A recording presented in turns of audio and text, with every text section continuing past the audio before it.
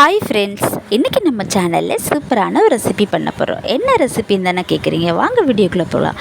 இன்றைக்கி நான் லஞ்சுக்கு சோம்பேறி சிக்கன் தாங்க பண்ணேன். வாங்க வீடியோக்குள்ளே போகலாம். பிடிச்சிருந்தால் லைக் பண்ணுங்கள், ஷேர் பண்ணுங்கள், சப்ஸ்கிரைப் பண்ணுங்கள், மறக்காமல் கமெண்ட் பண்ணுங்கள். தேங்க்யூ, பாய்.